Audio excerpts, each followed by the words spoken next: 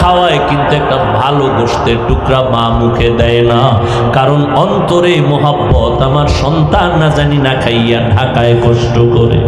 ও আল্লাহর বান্দারা, ওই মা বাবার জন্য নামাজ পড়িয়া দোয়া করো, আর মা বাবারে যখনই পারো একটু দোয়া চাইও যে মা, তোমার দোয়ার কারণে আজ আমি চেয়ারে বসছি।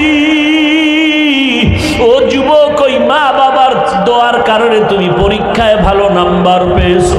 ওই মা বাবার দোয়ার কারণে, চোখের পানির কারণে আজকে তুমি টাকা পয়সা বাড়ি গাড়ির মালিক। ওই মা বাবা কত কান্নাই যে কাঁদলেন। আজকে যারা এতিমের মতো মা কবরে রাইখে এখানে হারায় দাঁড়াইছো, ওই ঈদের নামাজের পরে একটা যুবক কবরের কিনারায় দাঁড়ায় দাঁড়ায় কান্না করে। ও যুবক, কেন কাঁদো? আজকে আনন্দ ঘরে ঘরে যাইবা। যুবক বলে, আজ আমি বড় এতিম, বড় অসহায়। গত ঈদে নামাজে যাওয়ার সময় আমার মা আমার মাথায় হাত দিয়া দোয়া করেছিলেন, আব্বাজান আমার কিনারায় দাঁড়ায় নামাজ আদায় করেছিলেন। আজ আমি যখন ঈদের নামাজে রওনা হয়ে আসছি, হঠাৎ মনে পড়ে গেল আজ আমার মাথায় কে হাত বুলাইয়া দোয়া করবে। আজ আমার মায়ের বিছানা খালি, আমার মা নাই, আমার বাবাই কই।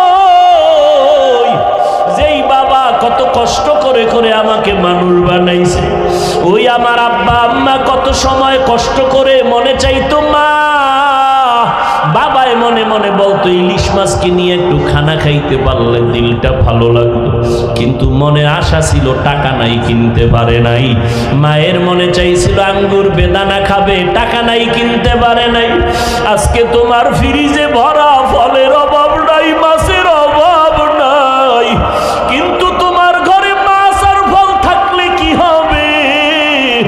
যারা জীবনে কাঁদিয়া গেল কই, ওই মাও নাই, বাবাও নাই, কাকে তুমি ফল খাওয়াইবা, মাছ খাওয়াইবা? ওই মা বাবারে কিছুই পারো নাই তো দুই ফোঁটা চোখের পানি ছেড়ে আল্লাহকে বলো, আল্লাহ